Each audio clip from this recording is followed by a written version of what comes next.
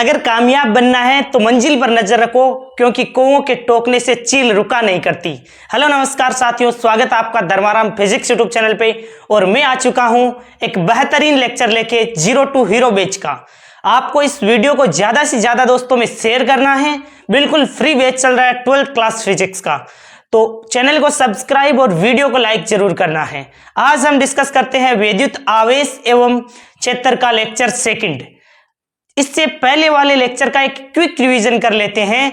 इससे पहले वाले लेक्चर में हमने पढ़ा था आवेश होता क्या है। तो किसी वस्तु का वह गुण जो विद्युत अथवा चुंबकीय क्षेत्र उत्पन्न करे अथवा उससे प्रभावित हो, उसे आवेश कहते हैं। आवेश दो प्रकार का होता है, धनावेश और ऋणावेश। धनावेश में हम प्रोटॉन की बात करते हैं और ऋणावेश में इलेक्ट्रॉन की बातें करते हैं। फिर हमने पढ़ा था कि आवेश है उसकी एसआई मात्रक क्या है, कूलाम होता है। सीजीएस मात्रक स्टेट कूलाम या फ्रैंकलिन होता है। यदि आपको पूछ लेना एक कूलाम बराबर कितने स्टेट कूलाम या ईएसयू होते हैं, तो 3 × 10 की पावर 9 ईएसयू होते हैं। ये भी नोट कर लेना, एक कूलाम बराबर 3 × 10 की पावर 9 स्टेट कूलाम होता है। आवेश का स्टेट कूलाम या फ्रैंकलिन ये तो सबसे छोटा मात्रक था। आवेश का सबसे बड़ा मात्रक क्या होता है, तो फैराडे आवेश का सबसे बड़ा मात्रक होता है। फिर हमने पढ़ा है कि समान आवेश एक दूसरे को प्रतिकर्षित करते हैं, विपरीत आवेश एक दूसरे को आकर्षित करते हैं। और फिर हमने देखा था, एक प्रयोग भी किया था जिसमें हमने गुब्बारा लिया था, गुब्बारे को बालों से रगड़ने पर ये बोर्ड जो व्हाइट बोर्ड है इस पर गुब्बारा चिपक गया था। तो क्यों चिपक गया था, क्योंकि वो गुब्बारा है वो आवेशित हो गया था। आज हम डिस्कस कर रहे हैं कि वस्तुओं को रगड़ने पर वस्तुएं आवेशित क्यों हो जाती है। जैसे हमने क्या किया था, गुब्बारे को पहले मैंने अच्छी तरीके से बालों से रगड़ा था, फिर व्हाइट बोर्ड के जैसे ही चिपकाया तो वो चिपक गया। अब उस गुब्बारे को रगड़ने पर वो आवेशित क्यों हो गया, इसको हम आज डिस्कस करते हैं। और वस्तुओं को आवेशित करने की विधियां भी आज डिस्कस करते हैं। तो सबसे पहला पॉइंट है हमारे पास कि वस्तुओं को रगड़ने पर वस्तुएं आवेशित क्यों हो जाती है। तो जैसे ही वस्तुओं को रगड़ा जाता है तो क्या होता है, इलेक्ट्रॉनों का स्थानांतरण होता है। एक वस्तु से दूसरी वस्तु में इलेक्ट्रॉन जाते हैं। तो जिस वस्तु से इलेक्ट्रॉन निकलते हैं वो तो हो जाती है धनावेशित, और जिस वस्तु पर इलेक्ट्रॉन आते हैं वो हो जाती है ऋणावेशित। तो सबसे पहले लिखोगे इसका आंसर, जब वस्तुओं को रगड़ा जाता है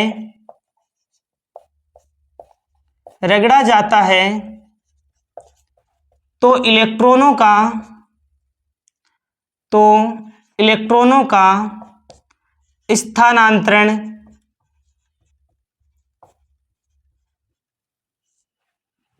एक वस्तु से दूसरी वस्तु में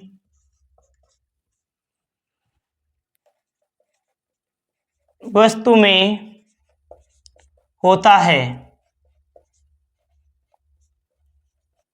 तथा जिस वस्तु से इलेक्ट्रॉन निकलते हैं वह वस्तु धनावेशित तथा जिस वस्तु के पास इलेक्ट्रॉन आते हैं वह वस्तु ऋणावेशित हो जाती है। कहने का मतलब है कि वस्तुओं को रगड़ने पर वस्तुएं आवेशित क्यों हो जाती हैं, क्योंकि इलेक्ट्रॉनों का स्थानांतरण एक वस्तु से दूसरी वस्तु में होता है। अब जिस वस्तु से इलेक्ट्रॉन निकलते हैं वो तो हो जाती है धनावेशित, और जिस वस्तु के पास इलेक्ट्रॉन जाते हैं या फिर जिस वस्तु के पास इलेक्ट्रॉन आते हैं ना, वो वस्तु क्या हो जाती है, वो हो जाती है ऋणावेशित। अब किस वस्तु से इलेक्ट्रॉन निकलेंगे और किस वस्तु के पास इलेक्ट्रॉन जाते हैं, ये किस पर निर्भर करेगा, तो इस पॉइंट को डिस्कस करते हैं। जैसे हमने कल आपको पता हो तो कांच की छड़ है, उसको ऊन के साथ रगड़ने पर कांच की छड़ धनावेशित हो गई थी और सूत या जो ऊन कपड़ा है वो हो गया था ऋणावेशित। इसका कारण क्या था? जैसे ही कांच की छड़ को जैसे सूती कपड़े से रगड़ा था तो कांच की छड़ धनावेशित हो गई थी और सूत क्या हो गया था, ऋणावेशित हो गया था। अब सूत या ऊन से रगड़ने पर वो ऋणावेशित क्यों हुआ, सूत धनावेशित क्यों नहीं हुआ, इसका कारण जानते हैं। अब इसका कारण तो हमें पता चल गया है कि जैसे इसका मुख्य रीजन होता है इलेक्ट्रॉनों का स्थानांतरण, आवेश उत्पन्न होने का कारण होता है। अब कौन सी वस्तु धनावेशित होगी और कौन सी वस्तु ऋणावेशित होगी, ये निर्भर करता है विद्युत ऋणता पर। अब विद्युत ऋणता क्या होता है वो भी हम समझेंगे, बिल्कुल आवश्यकता नहीं है घबराने की आपको। क्वेश्चन लिखो, किस वस्तु से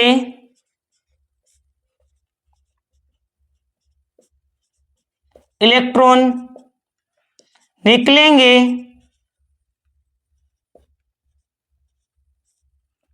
वह किस वस्तु के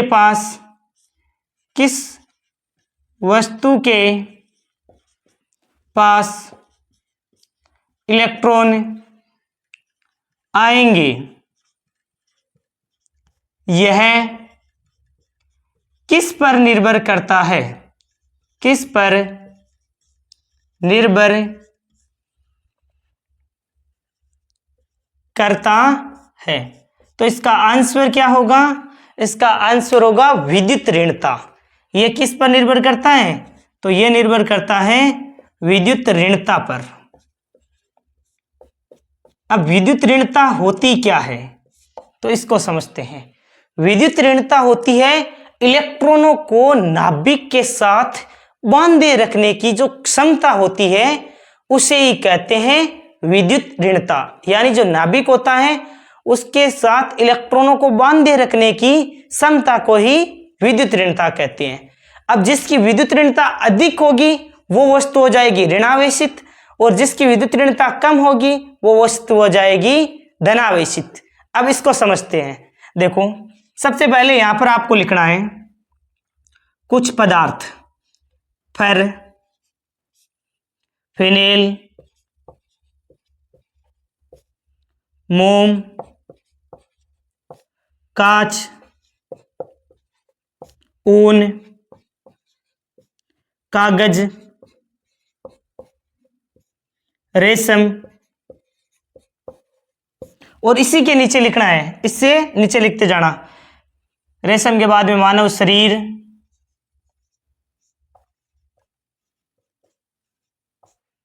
लकड़ी, रबर, रेजिन, अंबर, सल्फर और एबोनाइट। अब होता क्या है, ये वाला पार्ट इसी के नीचे आता है, जैसे रेशम के नीचे आ जाता है मानव शरीर, लकड़ी, रबर, रेजिन, अंबर, सल्फर, एबोनाइट।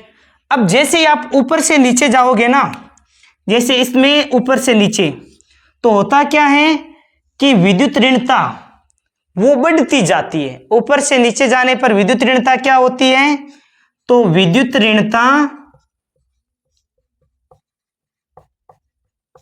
बढ़ती जाती है।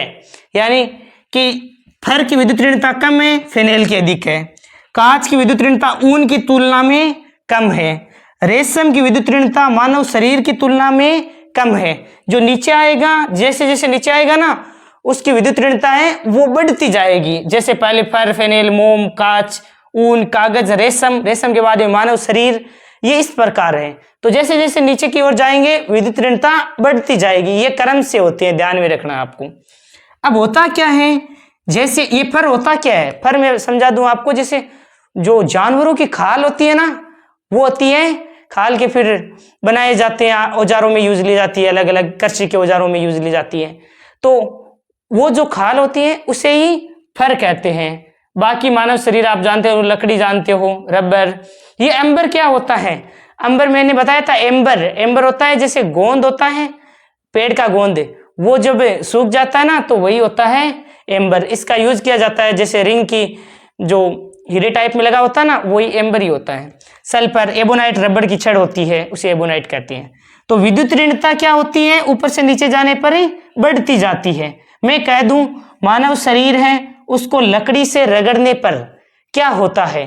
कौन सी वस्तु धनावेशित और कौन ऋणावेशित होगा? तो जिसकी विद्युत ऋणता अधिक होगी वो क्या होता है? ऋणावेशित हो जाता है। और बिल्कुल आसान यही याद रहेगा आपको, विद्युत ऋणता अधिक होगी वो ऋणावेशित हो जाएगा और विद्युत ऋणता कम होगी वो धनावेशित हो जाएगा।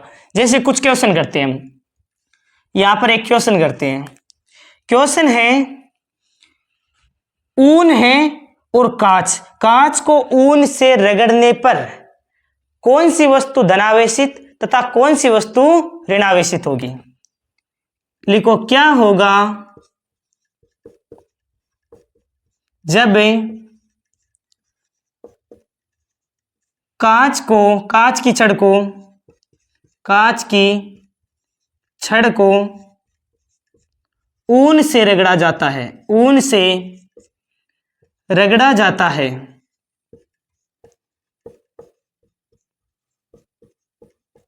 कहने का मतलब है कि आपने कांच की छड़ को ऊन से रगड़ा है, तो कौन सी वस्तु धनावेशित होगी और कौन सी वस्तु ऋणावेशित होगी? अब मेरे को आप इसमें देखकर बताओ, ये तो है कांच और ये है ऊन, तो ऊन की विद्युत ऋणता क्या है? कांच से अधिक। जिसकी विद्युत ऋणता अधिक होगी वो कैसा होगा? वो होगा ऋणावेशित। तो यहां पर विद्युत ऋणता अधिक किसकी है? कांच, ऊन की। किससे? कांच से।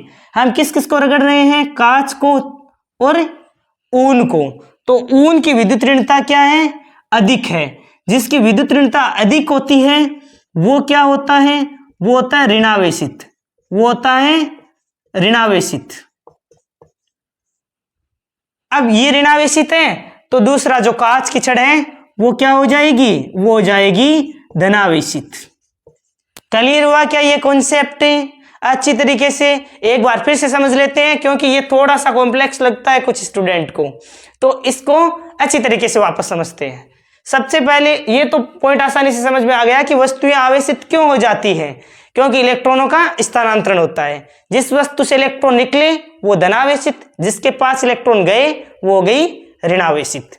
अब कौन सी वस्तु धनावेशित होगी, कौन सी वस्तु ऋणावेशित होगी, ये किस पर निर्भर करता है? ये निर्भर करता है विद्युत ऋणता पर। ये निर्भर करता है विद्युत ऋणता पर। तो हमने कुछ पदार्थ लिख लिए यहां पर, जिनको हम एक दूसरे से रगड़ कर देख सकते हैं। इन पदार्थों का क्रम आपको ध्यान में रखना है। जैसे ऊपर से नीचे जाने पर विद्युत ऋणता क्या होगी? इनमें बढ़ती जाएगी। अब अलग अलग पदार्थ होते हैं। जैसे हमने क्या किया, हमने देखा कि आप बताओगे रबर है और लकड़ी है, इनमें विद्युत ऋणता अधिक किसकी है? तो रबर की अधिक है लकड़ी से। इसी प्रकार अंबर की विद्युत ऋणता किससे अधिक है? रबर से अधिक है। तो जिसकी विद्युत ऋणता अधिक होगी ना वो ऋणावेशित हो जाएगा। क्यों हो जाता है इसका कारण भी जान सकते हो आप। सबसे पहले हमने क्या किया, कांच की छड़ को ऊन से रगड़ा, तो टेबल में देखा कांच की छड़ कहां है? यहां पर है। ऊन कहां है? तो यहां पर है ऊन। विद्युत ऋणता अधिक किसकी है? विद्युत ऋणता तो ऊन की अधिक है। किससे? कांच से। विद्युत ऋणता अधिक है, इसका मतलब है ऊन है वो क्या होगा? ऋणावेशित। तो ऊन हो जाएगा ऋणावेशित। और कांच की विद्युत ऋणता कम है, इसका मतलब कांच क्या होगा? धनावेशित। अब ये ऋणावेशित हुआ है, इसका मतलब है कि इसके पास है वो इलेक्ट्रॉन आए हैं। यानी कि कोई भी वस्तु ऋणावेशित होती है, इसका मतलब इलेक्ट्रॉनों की अधिकता होती है। अधिकता होती है इसका मतलब है ऊन के पास तो इलेक्ट्रॉन आए हैं। किससे आए हैं? कांच की छड़ से आए हैं। कांच धनावेशित हुआ है ना, इसका मतलब है इलेक्ट्रॉनों की कमी है। अरे जैसे इलेक्ट्रॉन निकल कर चले गए, इलेक्ट्रॉन निकल कर चले गए, इसका मतलब है वह वस्तु कैसी हो जाएगी, धनावेशित। यही तो लिखा है, जिस वस्तु से इलेक्ट्रॉन निकलते हैं, यहां पर देखो, जिस वस्तु से इलेक्ट्रॉन निकलते हैं वह धनावेशित होती है। अब देखो कांच धनावेशित हुआ है, इसका मतलब है कि कांच की छड़ से इलेक्ट्रॉन निकले हैं, और यहां पर इलेक्ट्रॉनों की कांच की छड़ में क्या हुई है, कमी हुई है। जहां इलेक्ट्रॉनों की कमी होती है ना, वो वस्तु धनावेशित हो जाती है। तो कांच की छड़ से इलेक्ट्रॉन निकलकर किस में चले गए हैं, ऊन में चले गए हैं। अब ऊन में चले गए हैं, इसका मतलब है ऊन में इलेक्ट्रॉनों की संख्या क्या हो गई है, जिसके पास इलेक्ट्रॉन आते हैं वो वस्तु हो जाती है ऋणावेशित। तो इसमें इलेक्ट्रॉनों की अधिकता है। क्लियर है क्या, ये अच्छी तरीके से आई होप समझ में आया होगा। बिल्कुल आसानी से यही याद रखना, जिसकी विद्युत ऋणता अधिक हो जाती है वो ऋणावेशित हो जाता है। अब वो ऋणावेशित हो गया तो दूसरा धनावेशित हो जाएगा। अब इसका एक कारण भी मैं समझा देता हूं, जो बच्चे समझ सकते हैं वो ध्यान देना कि ये मेन रीजन होता क्या है। विद्युत ऋणता जिसकी अधिक है वही ऋणावेशित क्यों होता है, इसको भी समझते हैं। हमने इतना तो बता दिया कि ऊन की विद्युत ऋणता अधिक है इसीलिए वो ऋणावेशित हो जाएगा, और इसकी विद्युत ऋणता कम है, इसका मतलब वो धनावेशित हो जाएगा। अब इसका कारण क्या है, तो इसका कंसेप्ट समझो कि जैसे हमारे पास जो ऊन है और कांच है, इनको रगड़ने पर क्या हुआ, रगड़ने पर होता है इलेक्ट्रॉनों का स्थानांतरण होता है, और इलेक्ट्रॉनों का स्थानांतरण होता है, इसका मतलब दोनों वस्तुएं आवेशित होगी। इलेक्ट्रॉनों का स्थानांतरण होगा तो वस्तुएं आवेशित हो जाएगी। अब कांच की क्या थी, विद्युत ऋणता थी कम, और ऊन की विद्युत ऋणता थी अधिक। अब विद्युत ऋणता कम है, यानी कि ये देखो कांच को समझते, सबसे पहले कांच है उसकी विद्युत ऋणता कम है, इसका मतलब है विद्युत ऋणता क्या होती है, इलेक्ट्रॉनों को नाभिक के साथ बांधे रखने की जो क्षमता होती है ना, उसे ही कहते हैं विद्युत ऋणता। अब कांच है उसकी विद्युत ऋणता क्या है, कांच की विद्युत ऋणता हो गई ऊन से कम। अब विद्युत ऋणता कम है, इसका मतलब इलेक्ट्रॉन है क्या मजबूत तरीके से बंधे रहेंगे, नहीं रहेंगे। इलेक्ट्रॉन है वो छोड़कर चले जाएंगे। अब जब इलेक्ट्रॉन इसे छोड़कर चले जाएंगे, इसका मतलब है यहां पर इलेक्ट्रॉनों की क्या हो जाएगी, कमी, और इलेक्ट्रॉनों की कमी होती है, जिस वस्तु से इलेक्ट्रॉन निकलते हैं वो वस्तु क्या हो जाती है, धनावेशित हो जाती है। इसीलिए कांच क्या हो गया, धनावेशित हो गया। इसके विपरीत देखो ऊन का कंसेप्ट समझते हैं। ऊन में क्या हुआ था, ऊन की विद्युत ऋणता क्या थी, ऊन की विद्युत ऋणता थी अधिक, यानी ऊन की विद्युत ऋणता क्या थी, अधिक थी। अब विद्युत ऋणता अधिक है, इसका मतलब है कि इलेक्ट्रॉन है बड़े ही मजबूत तरीके से नाभिक के साथ बने हुए हैं। यानी कि इलेक्ट्रॉन, विद्युत ऋणता अधिक होने का मतलब क्या है, विद्युत ऋणता क्या होती है, इलेक्ट्रॉन को नाभिक के साथ बांधे रखने की क्षमता, यानी विद्युत ऋणता अधिक है, इसका मतलब इलेक्ट्रॉन मजबूत तरीके से नाभिक के साथ बंधे हुए हैं। अब इलेक्ट्रॉन जब बड़े ही मजबूत तरीके से नाभिक के साथ बंधे हुए हैं तो क्या ये छोड़कर जाएंगे, क्या नहीं जाएंगे, मजबूत तरीके से बंधे हुए हैं। विद्युत ऋणता अधिक है, जब ये नाभिक के साथ मजबूत तरीके से बंधे हुए हैं तो ये छोड़कर जाएंगे नहीं, यहां पर इलेक्ट्रॉनों की क्या हो जाएगी, अधिकता हो जाएगी। इलेक्ट्रॉनों की जहां अधिकता होती है वो क्या हो जाता है, ऋणावेशित, इसीलिए ऊन क्या हो गया, ऋणावेशित। बाकी मैंने आपको ट्रिक से बता ही दिया है कि जिसकी भी विद्युत ऋणता अधिक हो वो कर देना आप ऋणावेशित, और जिसकी विद्युत ऋणता कम हो वो कर देना आप धनावेशित। अब मैं आपसे एक क्वेश्चन पूछता हूं अलग अलग। देखो, यदि मैं एक क्वेश्चन नोट कर लेना, बाकी आप प्रैक्टिस करना। यदि मानव शरीर है, मानव शरीर, यदि मानव शरीर को लकड़ी से रगड़ा जाता है, मानव शरीर को हम किससे रगड़ रहे हैं, लकड़ी से रगड़ा जाता है, तो आप बताओ कौन सी वस्तु धनावेशित होगी और कौन सी ऋणावेशित होगी। मैंने समझाया है, क्या वो आपको अच्छी तरीके से समझ में आया है या नहीं आया है, वो इस क्वेश्चन से पता चलेगा। देखो, जैसे ही हमने मानव शरीर को लकड़ी से रगड़ा तो हमें तो एक ही बात दिमाग में रखनी है, विद्युत ऋणता। हमने डायरेक्ट सारणी में देखा कि विद्युत ऋणता किसकी अधिक है, मानव शरीर की अधिक है या लकड़ी की।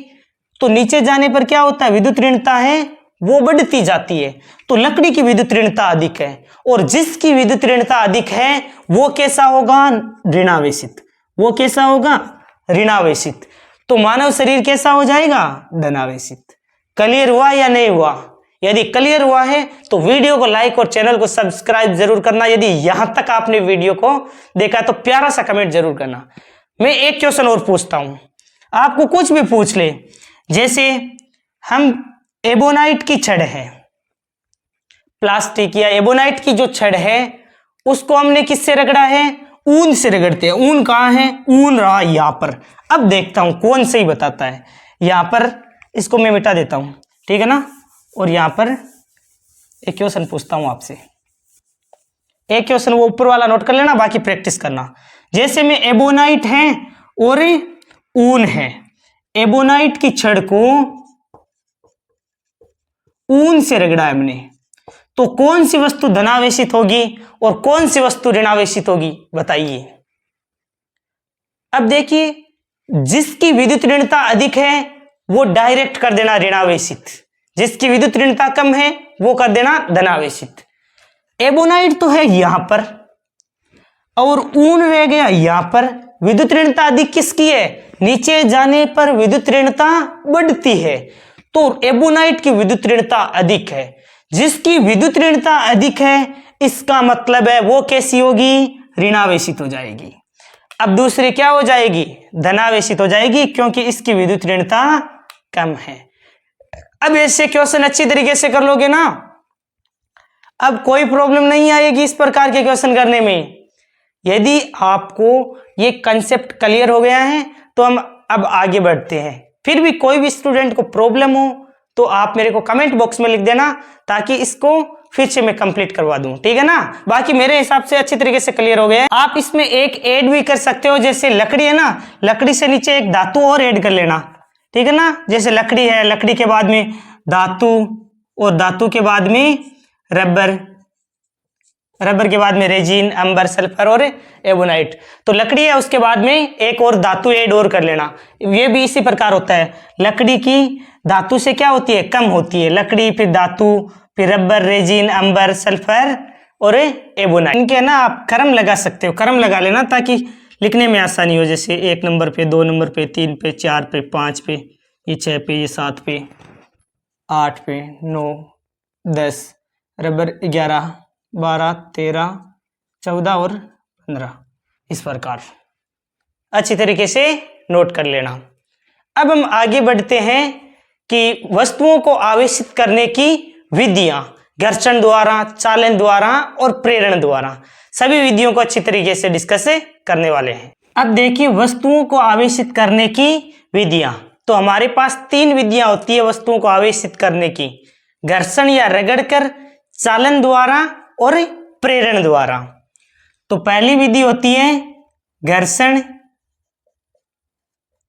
या रगड़कर, दूसरी विधि होती है चालन द्वारा,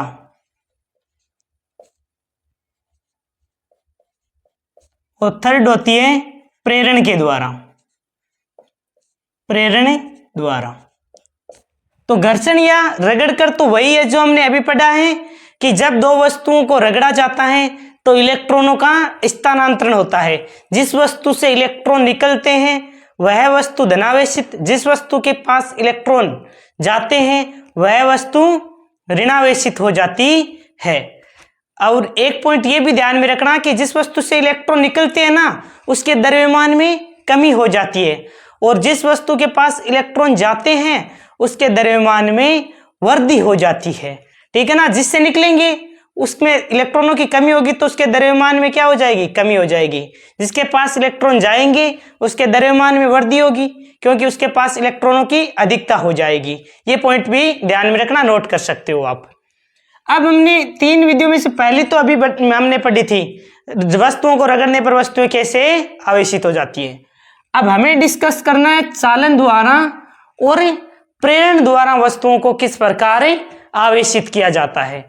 तो सबसे पहले तो इनको सीखने के लिए आपको नोट लिखना होगा। एक इस नोट में क्या लिखना है, नोट लगाकर लिखना कि आवेशित चालक को, जब कोई चालक है उसको आवेश किया जाता है, उस चालक को आवेश दिया जाता है, तो आवेश उसकी सतह पर समान रूप से फैल जाता है, उसके भीतर आवेश शून्य होता है। ये नोट में लिखना आपको। नोट में क्या लिखना है, नोट में लिखना है जब किसी चालक को आवेशित किया जाता है, आवेशित किया जाता है, तब आवेश उसकी सतह पर समान रूप से फैल जाता है, समान रूप से फैल जाता है। यानी कहने का मतलब है कि आवेशित चालक के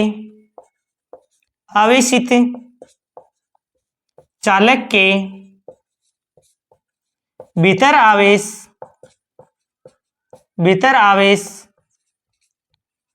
शून्य होता है। आवेशित चालक के भीतर आवेश शून्य होता है। जैसे एक डायग्राम बनाते हैं। यहां पर ये एक कुचालक स्टैंड है। ये क्या है, कुचालक स्टैंड है और उसके ऊपर एक चालक रखा है। तो इस पे जैसे ही आवेश होगा ना, आप आवेशित करोगे तो आवेश उसकी सतह पर समान रूप से इस प्रकार फैल जाएगा। ये क्या है, ये तो है नीचे कुचालक स्टैंड। कुचालक स्टैंड क्यों लिया है, ताकि जो आवेश है वो इस कुचालक स्टैंड नहीं होगा। यदि चालक स्टैंड होगा तो आवेश तो पृथ्वी में चला जाएगा, इसीलिए कुचालक स्टैंड लिया जाता है ताकि जिस वस्तु को आवेशित किया वो आवेशित रहे। तो ये तो है कुचालक स्टैंड। और ये क्या है, चालक गोला। ये है चालक गोला। अरे जैसे आपने कोई रबड़ का स्टैंड ले लिया और उस रबड़ के स्टैंड पर एक लोहे की गेंद रख दी। जैसे अरे आपने कंचे खेले क्या, मैंने तो बहुत खेले हैं। जो लोहे का कंचा होता है उसे आपने जैसे कुचालक स्टैंड पर रख दिया, वो कुछ इसी प्रकार का है।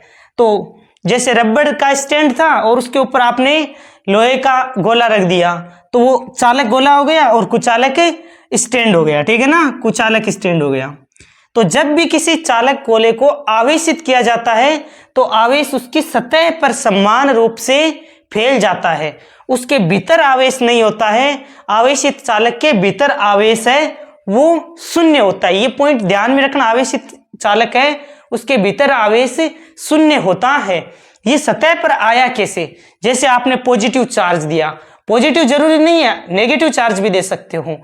तो जो भी चार्ज दोगे ना, जैसे मैंने पॉजिटिव चार्ज दिया तो पॉजिटिव चार्ज यहाँ पर पॉजिटिव हो गया, यहाँ पर भी पॉजिटिव है, तो समान आवेश क्या करेंगे, एक दूसरे को प्रतिकर्षित करेंगे। अब प्रतिकर्षित करते करते अधिकतम कहां तक आ सकते हैं, इनकी सतह तक ही तो आ सकते हैं। जैसे पॉजिटिव चार्ज दिया है तो समान आवेश क्या करेंगे, एक दूसरे को प्रतिकर्षित करेंगे, करते करते करते करते इनकी सतह तक आ सकते हैं। अधिक से अधिक सतह को छोड़कर थोड़ी जा सकते हैं।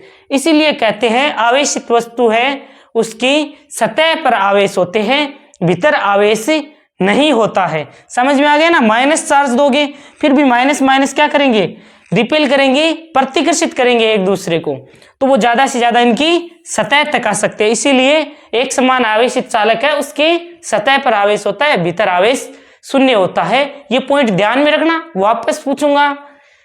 अब हम सबसे पहले डिस्कस करते हैं जो हमारी विधि है चालन द्वारा। चालन के द्वारा यानी कि चालन के द्वारा वस्तुओं को आवेशित किस प्रकार किया जाता है। घर्षण द्वारा में कुछ नहीं लिखना, जो मैंने एक क्वेश्चन लिखाया था ना, वस्तुओं को रगड़ने पर वस्तु आवेशित क्यों हो जाती है, वही घर्षण द्वारा आवेशन होता है।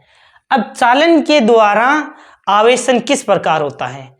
तो सबसे पहले आपके पास है एक आवेशित चालक गोला और एक है अनावेशित चालक गोला। यानी कि एक आवेशित वस्तु को आपने अनावेशित वस्तु के संपर्क में लेकर आओगे। जैसे ये तो है आवेशित, ये क्या है? आवेशित। आवेशित इसका मतलब इसकी सतह पर एक समान रूप से आवेश फैला हुआ है। ये है अनावेशित। ये कौन सी वस्तु है? ये है अनावेशित वस्तु। ये तो हो गई आवेशित और ये हो गई निरावेशित या अनावेशित, लिख सकते हो अनावेशित। जब क्या होता है, इस आवेशित वस्तु को अनावेशित वस्तु के संपर्क में रखा जाता है तो क्या होता है? आवेशों का होता है पुनर्वितरण। जैसे ही आपने आवेशित वस्तु को अनावेशित वस्तु के इस प्रकार संपर्क में, बिल्कुल संपर्क में रख दिया तो क्या होता है? आवेशों का होता है पुनर्वितरण।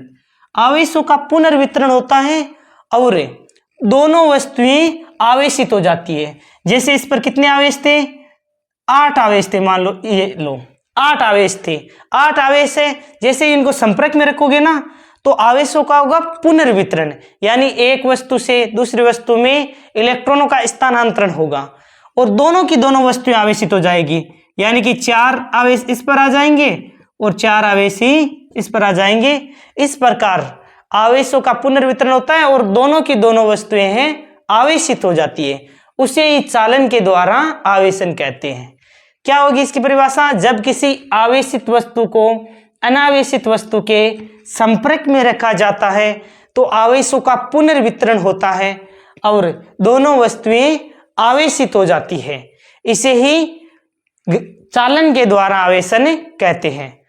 तो लिखो, जब आवेशित वस्तु को अनावेशित वस्तु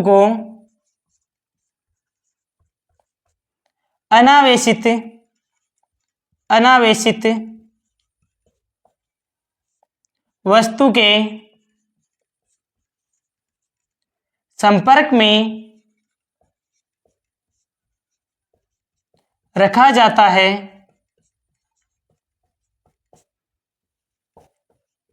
तब आवेशों का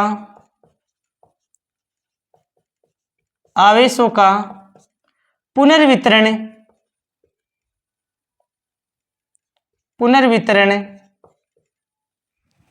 नाम से लिखा ना, आवेशों का पुनर्वितरण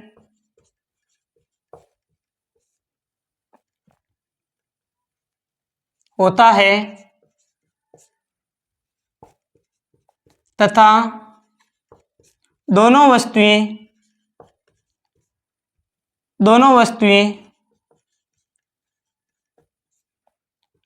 आवेशित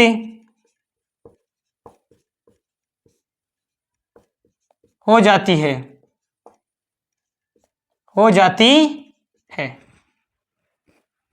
क्लियर है? यहां पर नीचे आप एक नोट लगाकर पॉइंट भी लिख सकते हो कि आवेशों का जो वितरण है वो वस्तु के आकार आकृति पर भी निर्भर करता है। तो यहां पर नीचे आप एक पॉइंट लगाकर लिख लेना कि आवेशों का, नोट लगाकर लिख लेना, एक लाइन छोड़कर और नोट लगाकर लिख लेना, आवेशों का वितरण वस्तु की आकार आकृति पर निर्भर करता है। किस प्रकार निर्भर करता है? जैसे कोई वस्तु किसी प्रकार हो सकती है, जैसे इस शेप की कोई वस्तु है तो क्या होगा कि इनके कॉर्नर पर आवेश है वो अधिक इकट्ठा होगा। इनके कॉर्नर पर आवेश क्या होगा? अधिक इकट्ठा हो जाएगा। इस प्रकार कहने का मतलब है ये शेप पर भी निर्भर करता है। तो चालन द्वारा आवेशन आपको अच्छी तरीके से समझ में आया होगा। कुछ भी नहीं करना है, एक आवेशित वस्तु है, एक अनावेशित वस्तु है। जैसे इन दोनों को संपर्क में रखा जाता है तो आवेशों का होता है पुनर्वितरण, और दोनों पर आवेश समान समान आ जाता है और दोनों वस्तुएं कैसी हो जाती है, आवेशित हो जाती है। अब चालन के द्वारा आवेशन में ही एक पार्ट आता है भूसंपर्कित।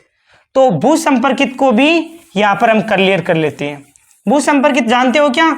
जैसे आपने देखा होगा जिन वाहनों में ज्वलनशील पदार्थ भरे जाते हैं उन वाहनों के पीछे देखना लोहे की जंजीरें लटकाई जाती है।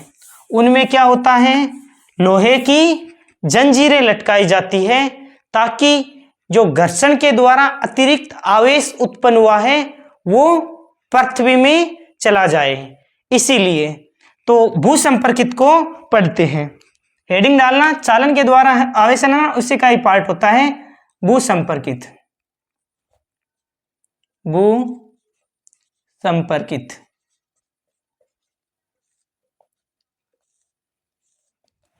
अब भूसंपर्कित में क्या होता है, एक वस्तु ले ली, जैसे हमारे पास दो गोले हैं, दोनों ही आवेशित हैं इस प्रकार। आप कहोगे पॉजिटिव पॉजिटिव चार्ज लेते हैं, इसलिए हम एक पर पॉजिटिव ले लेते हैं और एक पर नेगेटिव चार्ज ले लेते हैं। इस पर पॉजिटिव चार्ज है और ये दूसरी जो आवेशित वस्तु है इस पर नेगेटिव चार्ज है। अब होता क्या है, जैसे ही हम इन वस्तुओं को, ध्यान रखना ये आवेशित है क्योंकि इनका स्टैंड क्या है, कुचालक। कुचालक स्टैंड है, इसलिए ये यहां से होता हुआ पृथ्वी में नहीं जा रहा है। यदि यहां पर चालक स्टैंड होता ना तो ये आवेश सीधा यहां से पृथ्वी में चला जाता और ये वस्तु हो जाती ऋणावेशित, निरावेशित हो जाती। इसीलिए ये कुचालक स्टैंड लिया जाता है। अब भूसंपर्कित में क्या करते हैं, भूसंपर्कित में हम इनको एक चालक तार के द्वारा जोड़ देते हैं। जैसे ये फर्स्ट चालक गोला है, इसको आपने क्या किया, एक चालक के द्वारा पृथ्वी से जोड़ दिया। ये जो सिंबल लिख रहा हूं ये सिंबल है पृथ्वी का।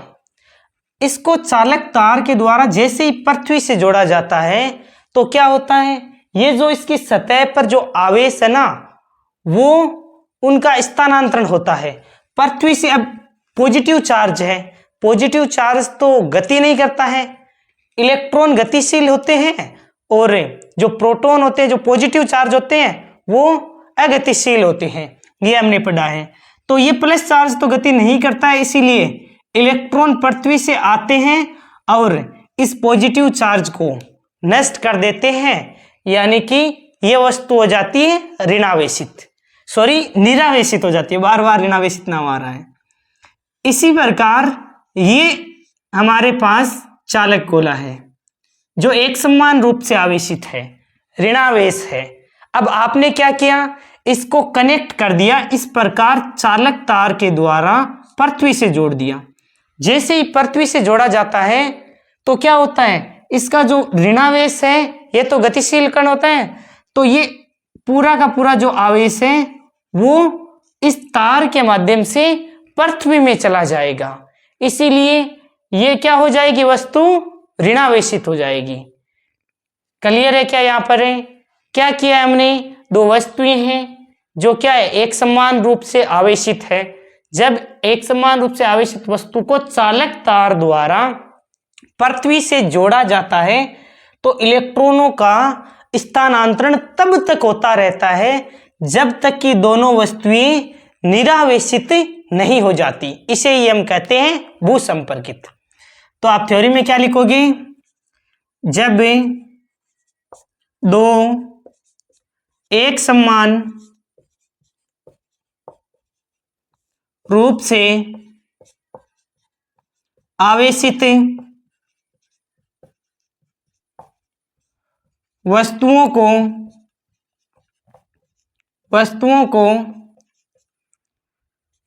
चालक तार द्वारा पृथ्वी से जोड़ा जाता है, जोड़ा जाता है, तब इलेक्ट्रॉनों का स्थानांतरण तब तक होता रहता है, तब तक होता रहता है जब तक कि दोनों वस्तुएं निरावेशित नहीं हो जाती,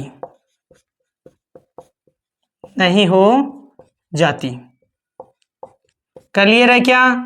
क्या पढ़ा है हमने? बिल्कुल आसान है। भूसंपर्कित में क्या होता है, जब दो एक समान रूप से आवेशित वस्तुओं को, ये आवेशित वस्तुएं थी, ठीक है ना, इनका कुचालक ये स्टैंड था, ये चालक गोलाकार, इन पर आवेश था, इस पर पॉजिटिव था, इस पर नेगेटिव था। आवेशित वस्तुओं को चालक तार द्वारा, आपने इनको चालक तार द्वारा पृथ्वी से जोड़ा जाता है, आपने इस पृथ्वी से जोड़ दिया, पृथ्वी से जोड़ा जाता है, तो इलेक्ट्रॉनों का स्थानांतरण होता है। ये जो भी चार्ज है वो क्या होगा, इस वायर के माध्यम से पृथ्वी में चला जाता है, जिससे क्या होता है, ये वस्तुएं निरावेशित हो जाती है। अब देखो, इन पर आवेश है वो नहीं है, इन पर चार्ज नहीं है, ये वस्तुएं निरावेशित हो जाती है। इलेक्ट्रॉनों का स्थानांतरण तब तक होता रहता है जब तक कि दोनों वस्तुएं निरावेशित नहीं हो जाती है। यही कारण होता है कि ज्वलनशील पदार्थ भरे जाने वाले वाहनों के पीछे जो लोहे की जंजीरें लटकाई जाती है। क्यों? कारण मैंने अभी बताया था कि जिन वाहनों में ज्वलनशील पदार्थ भरा जाता है उनमें क्या होता है, जब वो गति करते हैं तो घर्षण के कारण जो अतिरिक्त आवेश उत्पन्न होता है, अब वो अतिरिक्त आवेश कहाँ जाएगा? यदि वो अतिरिक्त आवेश ऐसे प्रकार उत्पन्न होगा तो फिर आग लगने का खतरा रहेगा, इसीलिए उस अतिरिक्त आवेश है उसको वो पृथ्वी में चला जाए, इसके लिए लोहे की जंजीरें हैं वो लटकाई जाती है। आई होप आज का लेक्चर अच्छी तरीके से समझ में आया होगा। अब भूसंपर्कित तक हमने कंप्लीट कर लिया है, प्रेरण द्वारा आवेशन है वो कल की क्लास में हम डिस्कस करेंगे।